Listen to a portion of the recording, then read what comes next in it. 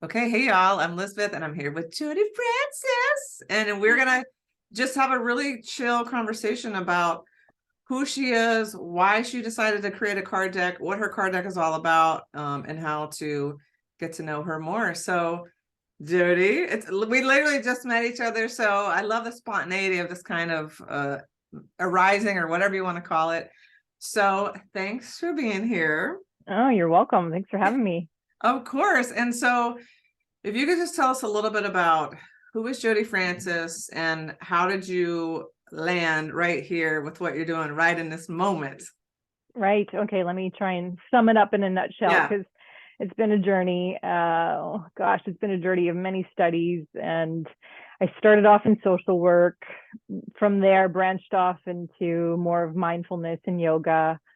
From there, was recognizing that a lot of my students and clients, because of their trauma, because of their stress levels and anxiety, weren't really able to access the full benefits of what yoga and mindfulness can bring. So that then led me towards studying somatic experiencing therapy, which is all about the nervous system, all about the emotions, and all about the body. And so I feel like that was kind of the missing key or puzzle piece to the whole offer that I offer to my clients. And so that's what I do now. I'm in private practice and I tailor what I know and the tools that I've learned to help the clients with wherever they're at. And my whole journey has really been about learning for myself. So everything that I have taken upon with training has always been like, how can I understand myself better? How can I make my life a little bit easier? And so I'm really passionate about sharing that with others so that if they connect or if that can help them in any way, that's what makes me feel really good about what I do. Oh, I love that. And what's the actual translation of someone? Does it mean in the body? Yes, it's all Yeah. about body awareness. Yeah. I definitely resonate, of course, with that so much, which is probably why I was attracted to your energy is for so much of my life, I had no idea like what being grounded like meant. And I went to a yoga Mm-hmm. therapy session and he touched the bottoms of my feet. And I was like, is it normal to feel like I want to run away? And he's like, yeah, you don't, it doesn't feel good for you to be grounded. And so I had to learn about exactly what you're talking about. And so it makes so much sense that when we're like checked out or out of our bodies that Yep, it's hard to regulate or process or it's not safe to be here. And so exactly. I love the work that you're doing. Like it's like the keys to the kingdom. Like if you can have this harmony, right, with something that is so sacred. Okay, so that's cool. I didn't actually know what you did, so now I know. I So know. that makes That's even more great. sense. Oh God. Okay, so really this is about these cool card deck creations that everyone that I'm talking to has created. And so what sort of like shifted or you had the download or the idea of like, I think I want to do that. Like what was it for you that made you take that next step and create a card deck? I know. So this is a really funny and honest answer. Yeah. I have always loved Oracle decks. Like I have a collection of probably over 20. And I've always, I don't even think I had a dream to create my own because it always just felt so out of reach. And, because I'm much more of a sciencey, heady kind of person, even though I've, learned to be in my body, I don't consider myself a creative person. And so the idea of creating an Oracle deck just never even really occurred to me. And so in our CEO with Soul group, I've been working and trucking along, trying to get my online course created and was just really spending a lot of time in my head thinking and writing.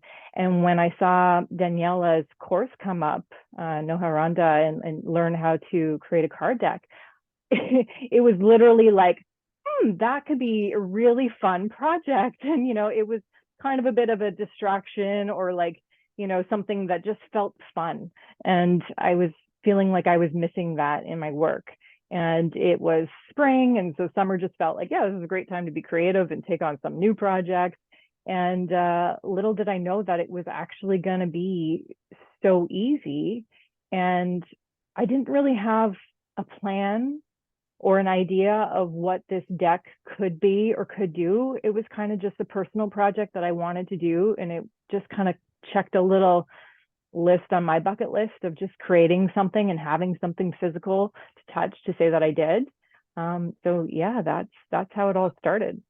Okay, this is so awesome. I love that you're saying this, Jodi, because this is my lived experience. I feel like so many solopreneurs, business owners are lacking creativity because I'm trained as a nurse. I am very much like I always say that like I don't need the science, and I love the people that do need. I love skeptics. I love talking to people who I just go by how I feel. And so I think really deep down, I do need the science, but maybe I try to act like I don't. And so to me, like when we allow ourselves to be creative, and we are obviously like the amount of creation that happens when we co-create a human and then we birth them into the world and then we sustain them is so creative. And when we like cut ourselves off from that, like we're slowly dying inside. So to me, creativity helps us connect to our spirituality.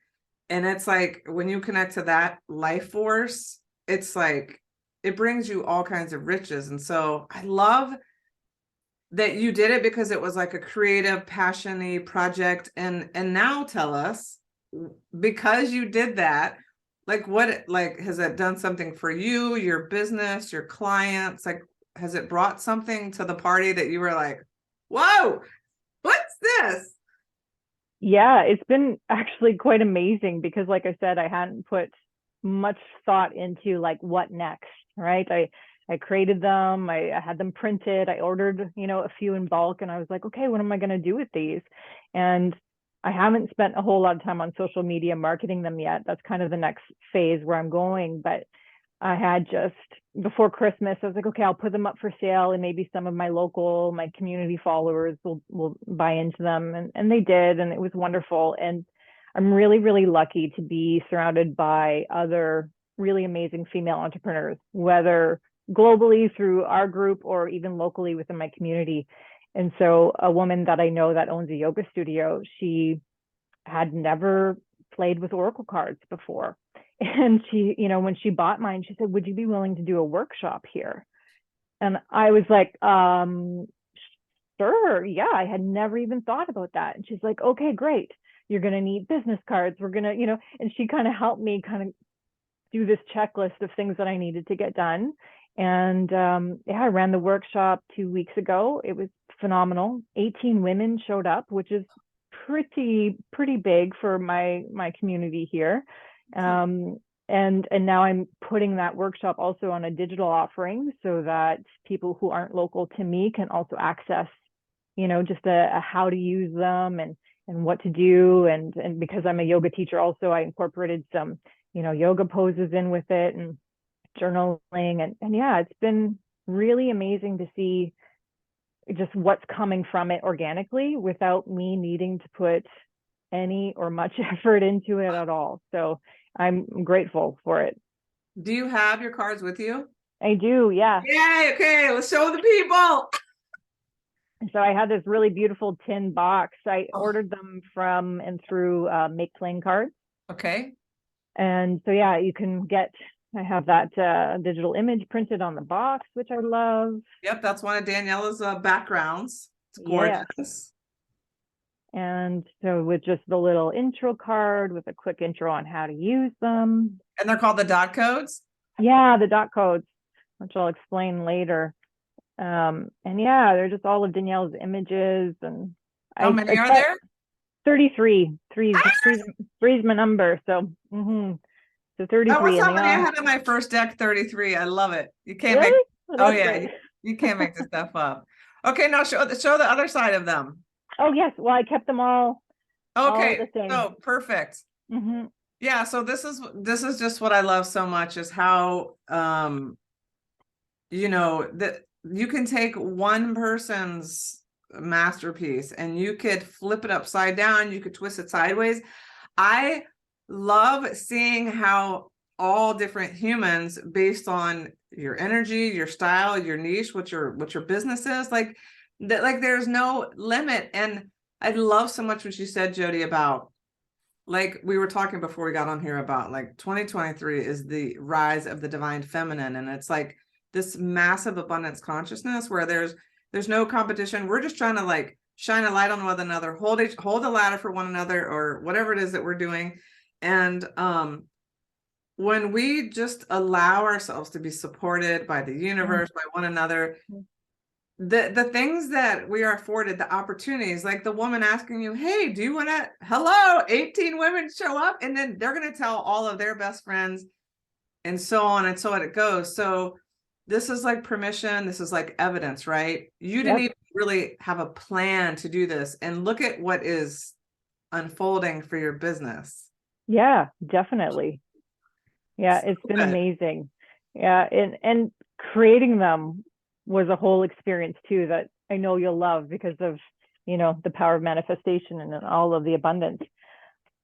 So coming up with the card names was really easy, right? Like I had, because what I do in work is I work with the nervous system and I work with the body. And so all of the individual card names are focused on those because I wanted them to be like an easy educational tool also. So for example, like fight, flight, or freeze, those are each individual cards. And when you pull that card in the guidebook, there's a matching write-up.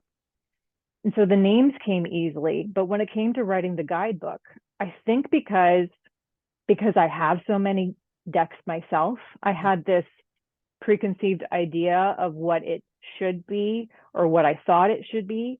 And I would sit in front of my computer and I would sit with my journal and literally nothing would come. I would wait for inspiration. I was like, I know this material, you should be able to think of something. And nothing was coming. And then as soon as I let go of this idea of what they should be, and as soon as I just allowed it to channel, flow naturally, come from somewhere else, I kid you not, I wrote the entire guidebook. So 33 cards. I have just a black and white printout, but yeah, 33 cards. They're all journaling prompts, all educational. I wrote it in a day. I reread it quickly just to make sure there was no grammar and spelling errors. And that was it. I printed it and it was so easy. Once I got out of my own way, it was so easy. That is so interesting. It's so true. Like, I'm sure this is how writers feel also, right? It's like when you're sort of forcing is the word that's coming in, like, or if there's like a deadline. And I think everybody has a different creative process. Like if I go to my favorite lake, I usually dictate stuff into my phone because I can't process it fast enough. It's like, right. Yeah. oh my God, I have to say this. So it is also fun to hear about people, the way people like receive the wisdom or the information, because everybody has a different way where we feel more, I would say more connected, or I call it being a channel, which just means we're grounded to the earth, we're connected to the heavens, and we're open to the flow. And so, you know, obviously doing somatic body work and doing yoga, that's a beautiful way to connect. But you know, you're right. When we when the ego, or whatever word you want to use, is like, you know, the evil twin or whatever, it's like, this is how. And so I guess that would lead to the next question. For someone who is thinking about this and they're like, yeah, like they already have a business or they want to do this, is there anything that you wish you had known, or that you would be easier on yourself, or, you know, prior to like stepping off the pedestal to do this or whatever? What do you know now that you didn't know? Or like, do you know what I'm saying? Oh, I think the big learning curve for me with this one was just learning to trust in the support and the guidance of something or someone bigger than me. And if I could show up in all ways, in business and in life, but especially in business, if we're talking about that, if I can just show up and get out of my own way and stop putting so much pressure on myself to produce or to make it a certain way or make it perfect or whatever word you want to use, and just allow those thoughts and ideas that you hear and that come to you, allow them to flow and trust that that is great and good and perfect as it is, then yeah, I think my life would be a lot easier. So, you know, even with the workshop, because it wasn't an idea that came from me, it was an idea that was given. And I was like, okay, yeah, this is great. And I had it on my to-do list for 2 weeks, and I'm like, I don't know what to call this workshop. I don't know. I have no idea. I hadn't thought about this. And so it kept getting pushed on my to-do list, pushed and pushed. And there was a deadline because we had set a date for the workshop. And it was the very last day of my deadline. And I was like, Jodi, you need to come up with something. And I made it through my to-do list, and then I needed to go shower. And I was like, oh, shit, I still haven't come up with a name. I still have no concept. It's a 2-hour workshop. And as soon as I went in the shower, where, you know, us women do all of our deep thinking and deep feeling and deep crying, without effort, it was just like, boom, the download came in. This is what it's going to be called. This is what you're going to do. And I just, quickly got out, jotted down, spoke, you know, dictated a few things, and that was it. And it was fantastic. It was easy. So and then after the experience of the workshop, were you like, damn, look at this, like, how juicy does this feel, and does it make you want to do it again? Yeah, exactly. Yeah. And in all ways, right? I'm like, okay, if I can keep up with this trust, this belief, this energy, then yeah, watch out, I'm ready. I love that so much. I mean, this isn't just for a business owner. It's like, this is just my lived experience. When we can pull the thing that we want to push away a little closer, as long as it's safe, that is where the magic always lies. Yeah. Because what we all have PhDs, like loads of them, about the stories that and the movies we write about what could happen. And it's like, it's never. And then as far as like manifestation comes, if we can really surrender and expect the miracle, it always surpasses our human mind's ability to comprehend what it could possibly be this good. So to anybody watching, like, listen, everybody has fear. Everybody has an ego and the demons, and they always come up to the surface when we're trying to expand. So Jodi did it. I did it. We're all doing it. And there's no one way, right? It's like whatever you're guided in your soul to do, like when you do that, everything will rush in, like the workshop, the yoga studio, like the students. And it's like, and we can literally just sit back and be like, wow, well, next time I might not be so stressed about it. Exactly. Oh my God. Okay, one more. Okay, so you talked about, and this only sticks with me because I've done this before. So you printed them at Make Playing Cards. Yes. You the booklet that you have, do you give people like a digital link, or how does that work? Yeah, a digital download link to the PDF. Yeah. Perfect. That's a very smart way to do it, because a book costs a lot of money. It's really expensive.